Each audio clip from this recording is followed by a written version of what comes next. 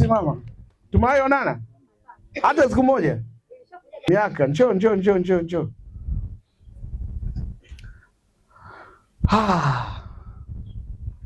Naona giza kuu sana mbele yako, liko mfano wa giza la ajabu, liko mfano wa tufe hivi. Tufe mnalijua kama mpira, lakini nikiliangalia ni umbo la giza, alafu liko mbele yako, alafu ili giza haleluya. Pole. Una watoto wangapi? Wawili. Mwisho ana umri gani? Ana miaka 26. Pole sana. Ninaona kwenye lile giza kuna karatasi imeandikwa, lakini imewekwa X.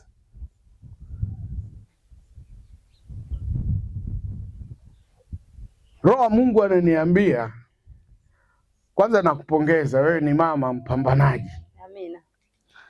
Lakini kwenye ndoa umefeli. Ni kweli. Si ndio? Ni kweli nabii. Sikudanganyi. Ni kweli, unaongea ukweli. Kwa nini? Kwa sababu kuna lile giza ndio lililoharibu tumbo lako na ndio linalopigana kuhakikisha ndoa isiwe sehemu ya maisha yako.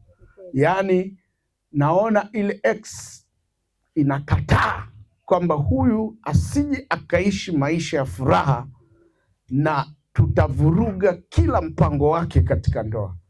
Sasa Roho wa Mungu ananiambia nyota yako inarejea leo, na mwaka huu utapata hela nyingi sana. Amina.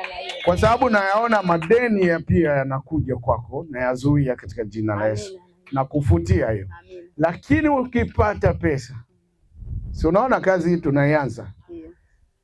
Nikija hapa, sawa, wewe unapaswa kuwa mfadhili, unauliza nilipie gharama wapi? Amina na Yesu. Nikupe utajiri. Pokea. Pokea kwa jina la Yesu. Inua mikono yako juu. Baba yangu wa mbinguni, huyu binti amelia kwa muda mrefu. Amepambana usiku na mchana akitafuta maisha, na ibilisi amemwonea sana kwenye maisha.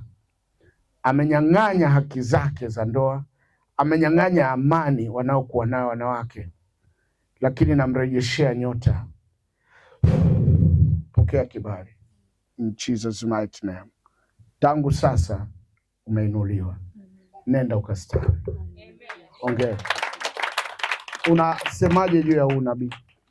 Nashukuru nimepokea. Ni wa kweli. Ni wa kweli.